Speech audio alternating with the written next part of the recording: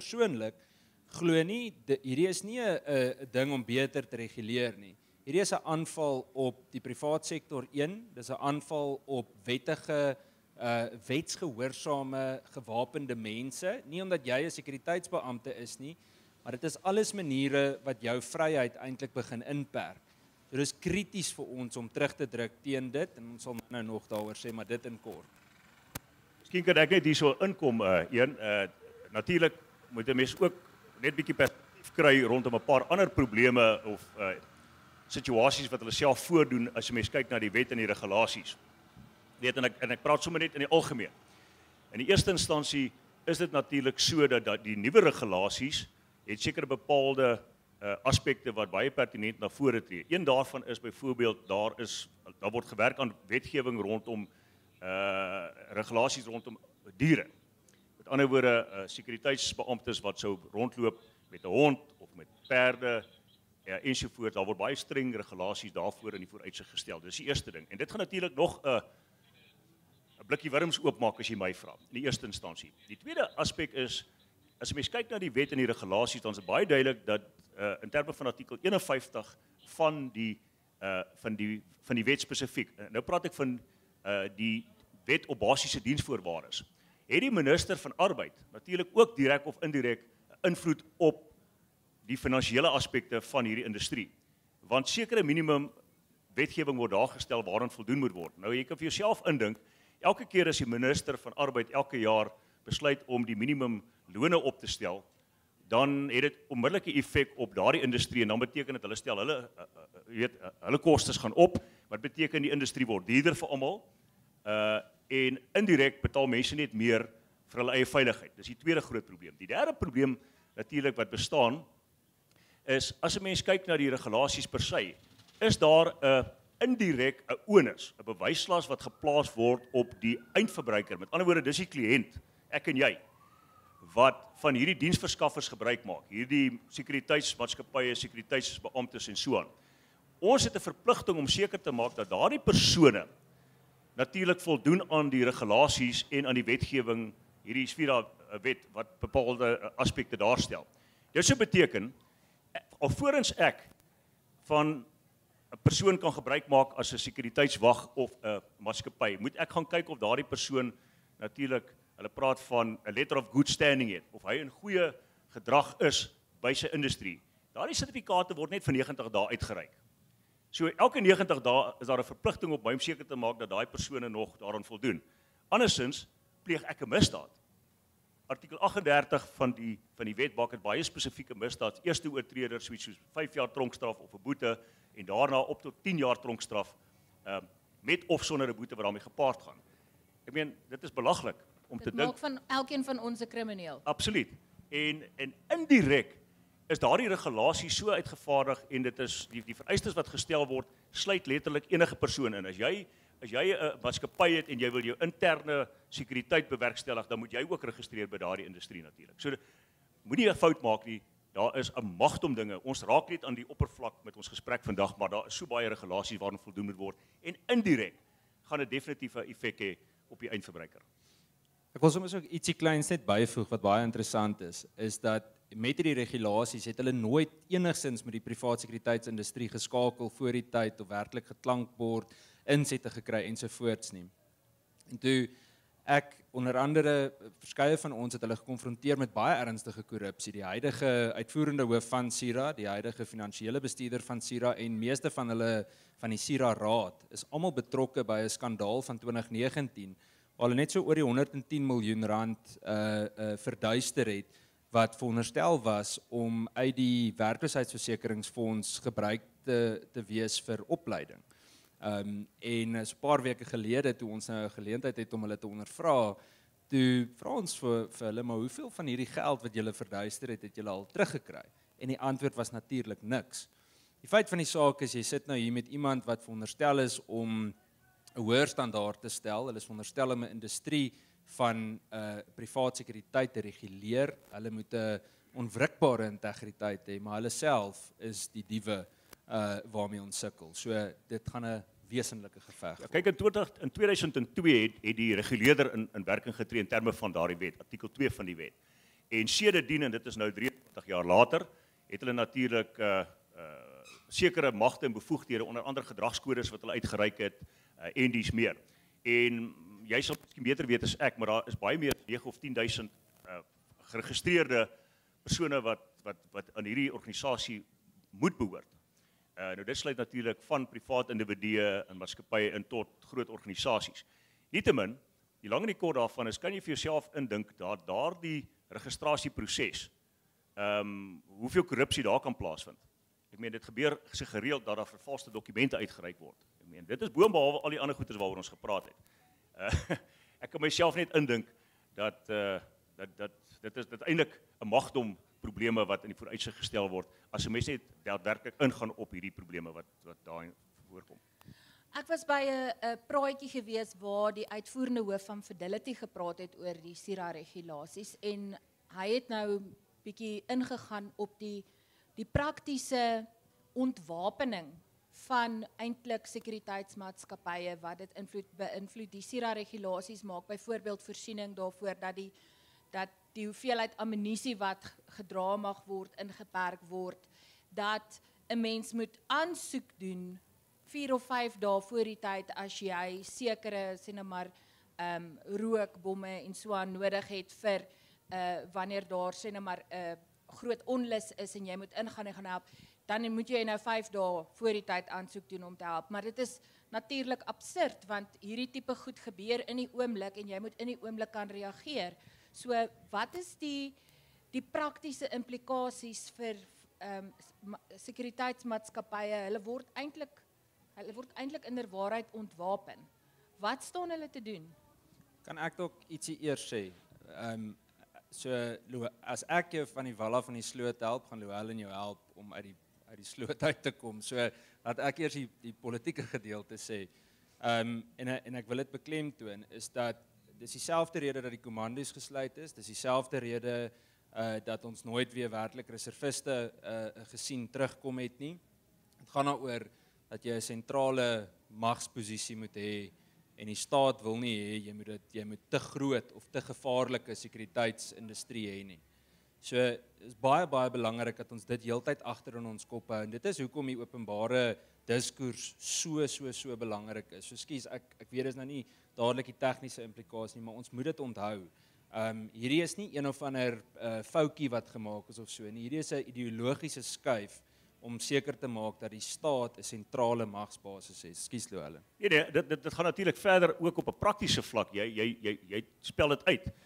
Die heel nuutste regulasies wat bestaan of ten minste waaraan gewerk word konstant, hou byvoorbeeld dinge in soos die heeltyd totale afskaffing van die besit van rubber bullets, ammunisie, rubberpatrone.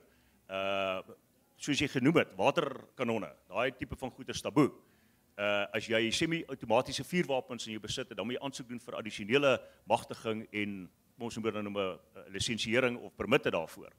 En wie loop deesdae vandag in die sekuriteitsindustrie rond sonder daardie tipe van wapens? So dit word dit moeiliker vir die industrie om te voldoen aan die regulasies en by nie nakoming daarvan is dit so astronomiese impak op daardie maatskappy of instansie dat hulle dit eerder dan wegstap uit die industrie uit in totaliteit. Dit beteken niks anders as ontwapening nie. Daarbenewens, jy weet, kan 'n mens kan nou voortgaan. Ek meen as 'n mens net gaan kyk na die vereistes wat gestel word om daaraan te voldoen. Jy noem dat jy moet 5 dae voor die tyd aansoek doen. Ek meen mense het nie altyd die luksheid van daardie tipe tyd tot jou beskikking om 'n ingeligte besluit te maak en te besluit of hierdie vereistes daar gestel gaan wees nie. So ja, dit is indirek so. Die interessante ding is die polisie vra dikwels vir privaat sekuriteit om te kom help. So dit gaan bietjie ongemaklik wees as ons vir die mense wat die bande brand moet sê wag net voor julle aansteek. Ons gaan net gou help. Ons en polisie wag julle net, ons kan julle nie help. Ons moet net gou aansoek doen daarvoor. Dis absurd. Dit kan eenvoudig nie werk nie. Ons moet ook onthou privaat sekuriteit as jy terugdink aan die onrus wat ons in 2021 in KwaZulu-Natal gesien het. Die rede wat daai onluste gestop het, was nie as gevolg van die staat nie, dit was as gevolg van gemeenskapsstrukture en dit was as gevolg van privaat sekuriteit. Daar was verskeie van ons, ek en Kluis, daar was 'n klomp mense wat betrokke was om byvoorbeeld rubberrondes te stuur vir die polisie en vir ander privaat sekuriteitsinstansies daar, selfs vir gemeenskapslede, net sodat hulle die fort kon hou. So weer eens, die illusie moenie daar wees dat die staat skielik wonderwerk stap gaan neem en skielik beheer vat van enige so 'n situasie nie. Jy moet die vermoë hê om dit self te doen of deur 'n private instansie dit aan te pak. Net 'n laaste aspek wat daai aspekte aanbetref op die regulasie spesifiek. Ek dink sommer nou weer aan nog 'n verregaande een en dis natuurlik die monitering van jou vuurwapens. Daar word verwag van jou in sekere omstandighede waar veral hierdie tipe van semi-outomatiese vuurwapens gebruik word om 'n konstante moniteringstelsel op die vuurwapen te hê sodat dit derentyd gemoniteer word waar jy is met die vuurwapen, waar hy gevind kan word en dies meer. Nou dit klink wonderlik, want dit sal natuurlik die opsporing van vuurwapens natuurlik vergemaklik, maar dit het bepaalde ander resultate ook natuurlik wat mense nie die oog moet verloor nie. So ons het nou 'n bietjie gepraat oor die SIRA regulasies en hoe dit gemeenskapsorganisasies eintlik so bietjie ontwapen en inperk. Maar daar is nog 'n ding wat eintlik al hoe meer kop uitsteek en dit is dat mense al hoe meer onbevoeg verklaar word om vuurwapens te besit. Louwelen, dit is nou natuurlik artikel 102. Vertel ons bietjie meer, wat behels hierdie wet en wat sien jy gebeur? Wel, die wet is bekend aan almal, die wet op vuurwapenbeheer, maar as mens kyk na artikel 102 van daardie wet, dan is dit natuurlik so dat die registrateur van polisie wat in beheer is van die vuurwapen registrasie van tyd tot tyd kan besluit of 'n persoon nog geskik en gepas en bevoeg is om 'n vuurwapen te mag besit. Nou as jy kyk na artikel 102, dan word daar gesê dat wanneer 'n persoon 'n finale bevel teen hom het in terme van die wat in Engels bekend staan as die Domestic Violence Wet, met ander woorde die wet op wat is dit een in Afrikaans? Huishoudelike geweld. En dan natuurlik ook die wet op tuistering, in Engels die sogenaamde Harassment Act, want dit is die wetgewing wat onderteken is deur die staatspresident in Engels en ons praat almal daarvan.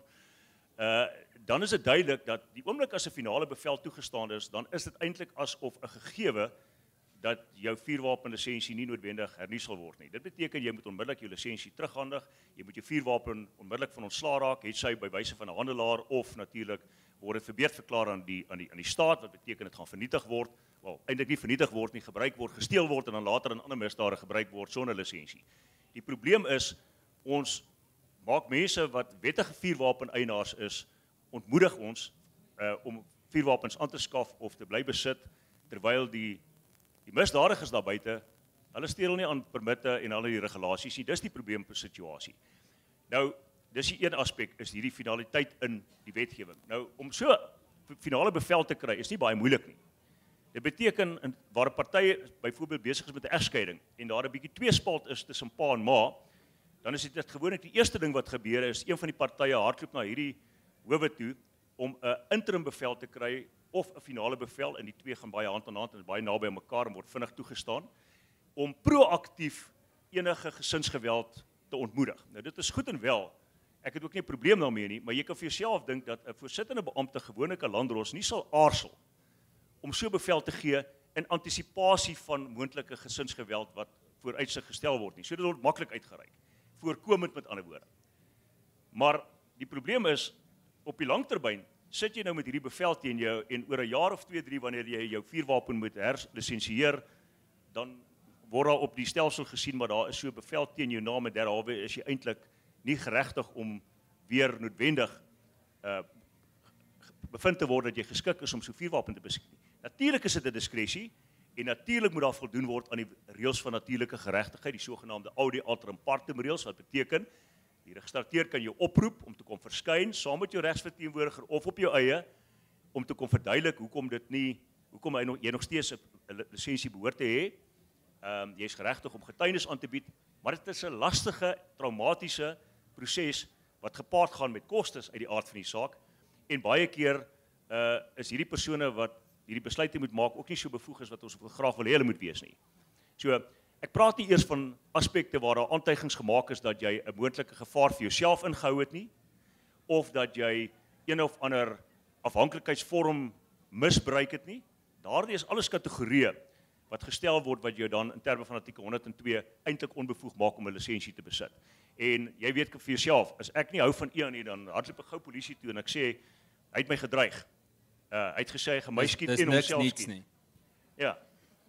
En kort voorlank is daar 'n eetsverklaring in die publieke domein wat beteken in terme van artikel 102 is jy eintlik dan al klaar substantief halfpad daarna toe om jou lisensie te verbeur.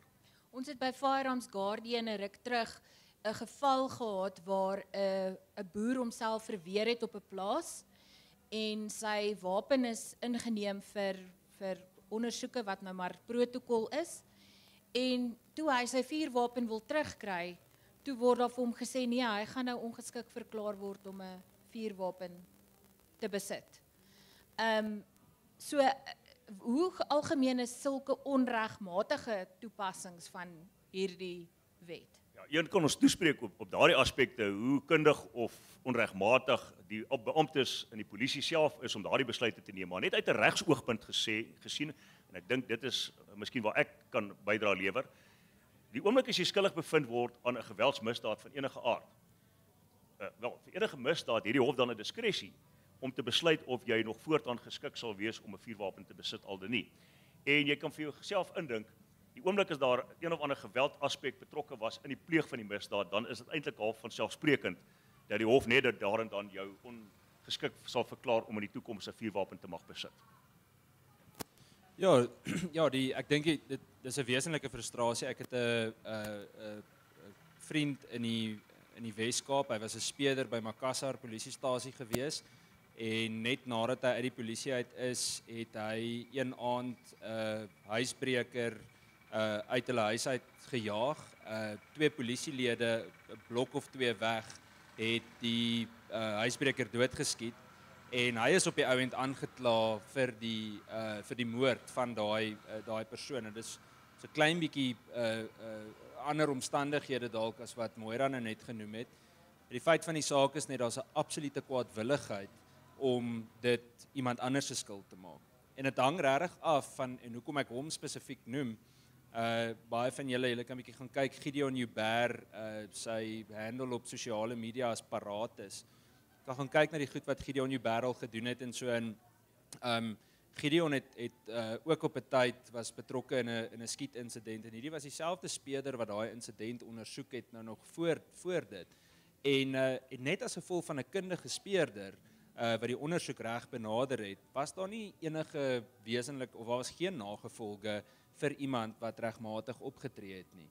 Jou probleem is, en dis presies hoe Louwelen het nou gesê, die tipe beamptes wat jy in sekere areas kry en die swak leierskap by sekere stasies speel 'n wesenlike rol. Wat dit moeilik maak, en ek praat nou met 'n Firearms Guardian hoed op, ons word baie keer gevra om na die tyd te help of te kyk na 'n saak, maar as iemand nie betrokke is daarbey nie of nie aangesluit is nie, kan ons jou nie verteenwoordig nie. So dit maak dit makliker want dan het jy onmiddellike regshulp wat jou kan ondersteun. Miskien net vir die mense wat graag daardie aspek wil net weer eens moet bevestig. Op hierdie stadium ten minste, en ek hoop dit gaan so bly en ek vertrou dit sal so bly en as dit van regslui afhang en van kundige politici, dan uit die aard van die saak sal ons nooit afstand doen van die gemeenregtelike verweere van noodweer en noodtoestand, aka selfverdediging as sodanig nie. Daai gaan nie weggaan nie.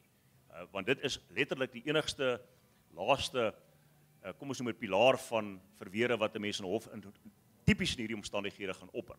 Maar daar was so tyd gelede was daar natuurlik aspirasies gewees van ons politici aan die verkeerde kant van die spektrum as jy my vra, wat natuurlik wou afstand gedoen het of ten minste jou reg op selfverdediging en noodweer wou beperk het. Maar gelukkig dit het 'n stil dood gesterf want ek het gedink en ek kry die indruk hulle het agtergekom. Dit gaan daarom nou nie so maklik gebeur nie want die dag as hulle dit doen, dan sal 'n pandemonium wees as jy my vra. Dit is ek dink dis op die ys geplaas.